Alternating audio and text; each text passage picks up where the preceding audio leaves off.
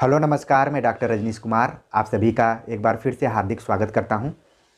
आमतौर पर आपकी प्रतियोगी परीक्षाओं को ध्यान में रखते हुए हमने तमाम बुक्स के बारे में बात किया है, चाहे वो हिंदी साहित्य का इतिहास हो, चाहे हिंदी व्याकरण से संबंधित बुक्स के नाम हो।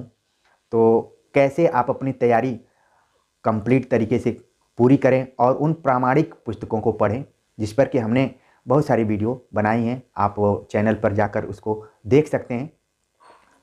आज के वीडियो लेक्चर में हम बातचीत करेंगे कि अगर आप हिंदी साहित्य से यूजीसी नेट, प्रवक्ता और असिस्टेंट प्रोफेसर की तैयारी कर रहे हों तो आपके दिमाग में बेसिक किताबें तो आती ही हैं, इसके साथ ही प्रैक्टिस बुक को लेकर आप कंफ्यूज रहते हैं कि किस प्रैक्टिस बुक को पढ़ा जाए जिससे कि आपकी तैयारी सही दिशा में चले और एक मूल्यांकन भी हो सके कि हमने जो भी पढ़ा है उसको प्रैक्टिस के माध्यम से आंका जा सके कि कितनी सही तैयारी चल रही है।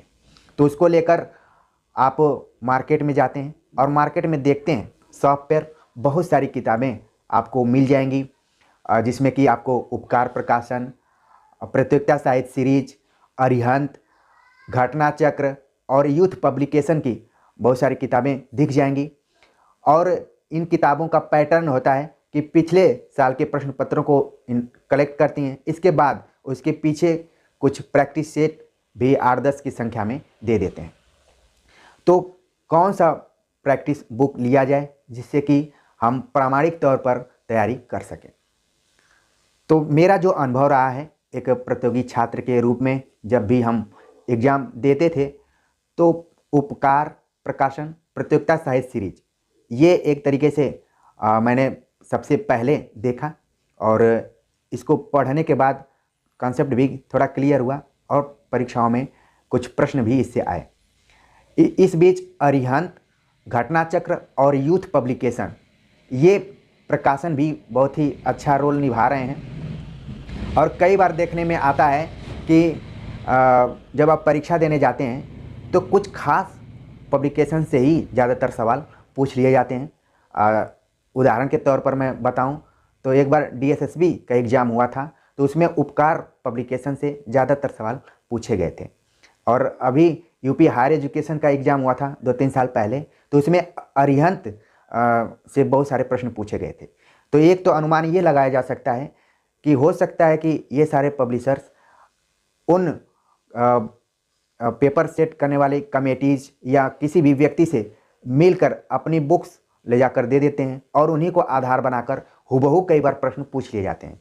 ठीक वैसे ही जैसे आप देखते होंगे कि जब इंटरमीडिएट या 10वीं की गाइड्स बनती हैं तो उन गाइड्स को प्रचार प्रसार के लिए टीचर्स को दिया जाता है।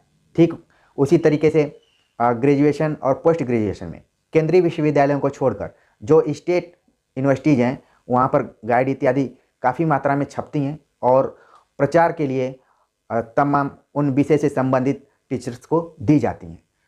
तो एक अनुमान लगाया जा सकता है कि ये जो मार्केट में आपको प्रैक्टिस सेट के नाम पर बुक्स दिखाई पड़ रही हैं वो भी इसी तरीके से प्रचार प्रसार के लिए दी जाती होंगी। तो अब कन्फ्यूजन हो जाता है कि एक साल किसी बुक से ज़्यादातर सवाल पूछ लिया गया, एक साल किसी बुक से ज़्यादातर सवाल पूछ लिया गया, तो खरीदें किसको। अगर कंटेंट के हिसाब से देखें, विषय वस्तु के हिसाब से देखें तो मुझे घटना चक्र और यूथ पब्लिकेशन का जो प्रैक्टिस सेट है वो अच्छा लगा है। इसमें से किसी एक प्रैक्टिस सेट को आप खरीद सकते हैं या इससे अधिक भी खरीदने में आप सक्षम हैं तो उसको भी खरीद कर अभ्यास कर सकते हैं। अगर घटना चक्र के कंटेंट की बात करें तो इसमें कई वर्षों के प्रश्न पत्रों को एक जगह कलेक्ट किया गया है जो कि अलग अलग प्रतियोगी परीक्षाओं में पूछे गए हैं और प्रश्न पत्रों के नेचर को भी बताया गया है। अगर एक ही तरीके का रिपीटेड टाइप का अगर आप क्वेश्चन देख रहे हैं लेकिन उसमें थोड़ा सा आपको डिफरेंट दिखाई पड़ेगा, ठीक है। और कई बुक्स में एक ही तरीके के प्रश्न पूछे गए हैं तो उनको एक बार ही लिखने की कोशिश की गई है। लेकिन घटना चक्र में जैसे जैसे क्वेश्चन पूछे गए हैं टू द पॉइंट, कालखंड वाइज हिंदी साहित्य के इतिहास के अंतर्गत, तो उसको वैसे ही उसमें लिख दिया गया है, ठीक है। जैसे उदाहरण के लिए कि सर्वप्रथम काल विभाजन का प्रयास किसने किया, फिर काल विभाजन किसने किया, हिंदी साहित्य इतिहासकारों में सबसे पहले काल विभाजन करने का प्रयास किसने किया। तो ये 3 तरीके का प्रश्न हो गया। तो कई किताबों में आप देखेंगे एक बार बता दिया जाता है कि काल विभाजन का प्रयास ग्रियर्सन ने किया था, लेकिन घटना चक्र में इसको हर एंगल से बताने की कोशिश की गई है, तो इसको देख सकते हैं। या फिर यूथ पब्लिकेशन की जो बुक है वो भी काफ़ी अच्छी बुक है, उसमें भी व्याख्या के साथ साथ आपको प्रश्न पत्र हल किए गए हैं और साथ ही में प्रैक्टिस सेट भी दिए गए हैं।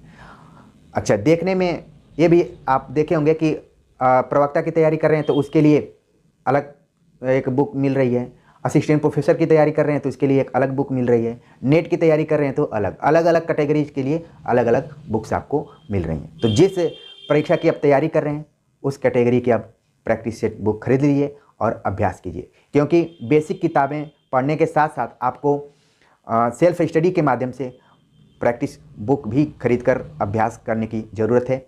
और कोशिश यही है कि आप जिस परीक्षा की तैयारी कर रहे हैं उसमें सफलता मिले, और आप जिस चैनल से जुड़े हुए हैं उसकी भी एक जिम्मेदारी बन रही है कि आपको लगातार मौलिक प्रश्नों की श्रृंखला बनाकर एक प्रैक्टिस सेट करवाया जाए। तो उसके लिए हम काम कर रहे हैं। जल्दी प्रतिदिन हम एक लाइव क्लास लेकर प्रैक्टिस सेट करवाने की कोशिश करेंगे, और आप देखेंगे कि इन दोनों घटना चक्र, यूथ पब्लिकेशन से जो बुक आ रही है, या फिर उपकार प्रतियोगिता साहित्य सीरीज, अरिहंत, इन सब से अलग रहेगा। ये बेसिक किताबों को पढ़ने के बाद हम खुद प्रतियोगी परीक्षाओं को ध्यान में रखते हुए प्रैक्टिस सेट बनाएंगे और लाइव क्लास टेस्ट के माध्यम से आप सबसे जुड़ेंगे। तो मेरे दिमाग में आया कि बेसिक किताबें आपने खरीद ली होंगी, पढ़ाई भी कर रहे होंगे, लेकिन अगर सेल्फ स्टडी के माध्यम से आप मूल्यांकन करना चाहते हैं तो उसके लिए आपको प्रैक्टिस बुक खरीदने की ज़रूरत है। प्रैक्टिस बुक के माध्यम से उसको सॉल्व करने की ज़रूरत है, तभी आप कॉन्फिडेंस के साथ परीक्षा में जाएंगे।